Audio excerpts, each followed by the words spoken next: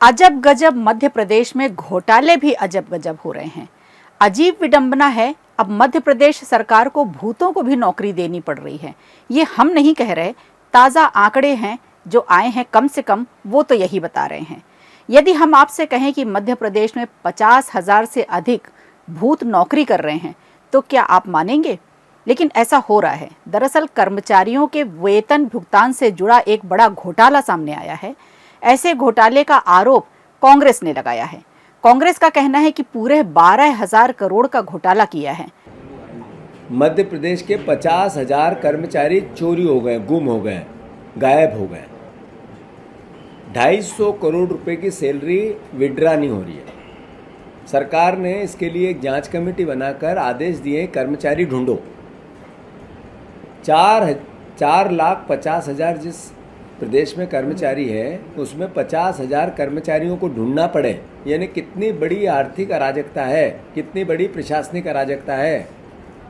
अगर इनके आईडी होने के बाद सैलरी विड्रा नहीं हुई, सरकार को आदेश देने पड़े, तो इससे पहले 25 साल से ये 250-500 करोड़ रुपए साल के निकल रहे थे, ये कहाँ जा रहे थे?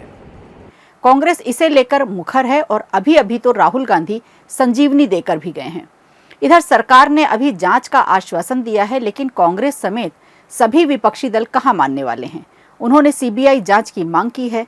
अब मध्य प्रदेश में सरकारी वेतन प्रणाली को लेकर एक बड़ा सवाल खड़ा हो गया है।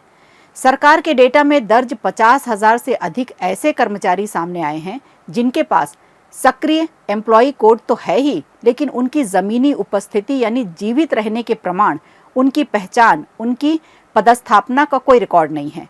इसी को लेकर कांग्रेस ने हंगामा मचाया हुआ है। घोटाले का आरोप लगाते हुए इसे प्रदेश का सबसे बड़ा घोटाला करार दिया है।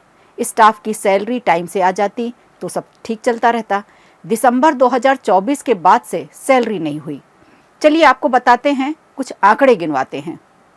जैसे सरकार के सिस्टम में 40,000 नियमित कर्मचारी और 10,000 टेम्परेरी स्टाफ हैं। अब इन 50,000 कर्मचारियों की सैलरी दिसंबर 2024 के बाद से जारी नहीं हुई, लेकिन इनके एम्प्लॉय कोड आज भी एक्टिव हैं, यानी ये कोड किसी भी दिन फिर से सैलरी निकालने में इस्तेमाल किए जा सकते हैं।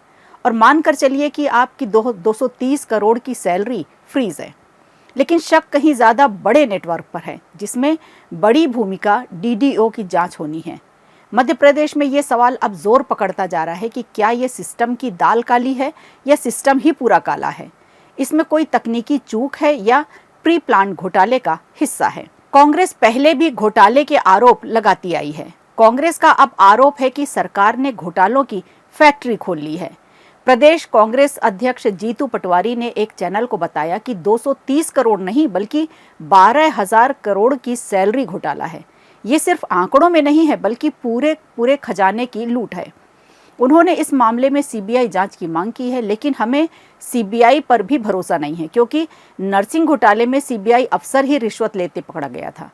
अब हम कोर्ट का रुख करेंगे। इधर सरकार ने जांच का आश्वासन तो दे दिया, लेकिन मंत्री विश्वास सारंग का कहना है कि मामला काफी गंभीर है और अब हमारे संज्ञान में है। तुरंत जांच के निर्देश दिए गए हैं। किसी भी जिम्मेदार अधिकारी या कर्मचारी को बख्शा नहीं जाएगा। आपको बता दें कि कई कर्मचारियों के नाम हैं, पद हैं और आईडी नंबर भी मौजूद है, लेकिन ये कर्मचारी किस विभाग में कार्यरत हैं, कब रिपोर्ट करते हैं, इसका कोई रिकॉर्ड नहीं है। इनका डेटा भी अधूरी जानकारी के साथ पोर्टल में अटका हुआ है। जानकारों का मानना है कि ये तो साफ है कि अगर कोई कोड एक्टिव है या कोई भी कागजों पर वेतन निकाल सकता है, चाहे कर्मचारी जिंदा हो या सेवानिवृत्त हो गया हो, कभी अस्तित्व में रहा ही ना हो, तो सरकार भी सवालों के घेरे में है। सबसे बड़ा सवाल यह है कि क्या सरकार की आंखों में धूल झोंकी जा रही है या फिर सरकार भी इस चूक से वाकिफ थी। अगर ये घोटाला नहीं है तो 50,000 फर्जी कोड कैसे एक्टिव हैं। शक तो ये भी है कि क्या कर्मचारियों के नाम पर किसी और को सैलरी दी जा रही थी। क्या ये फर्जी नेटवर्क विभागीय स्तर तक सीमित है या बड़े स्तर पर फैला हुआ है। अब देखना होगा कि मध्य प्रदेश की सरकार क्या इस जांच में पूरी पारदर्शिता रखी जाएगी या मामले को रफा दफा कर दिया जाएगा। वीडियो अच्छा लगा हो तो लाइक कीजिए, शेयर कीजिए और कमेंट बॉक्स में हमें ज़रूर बताइए।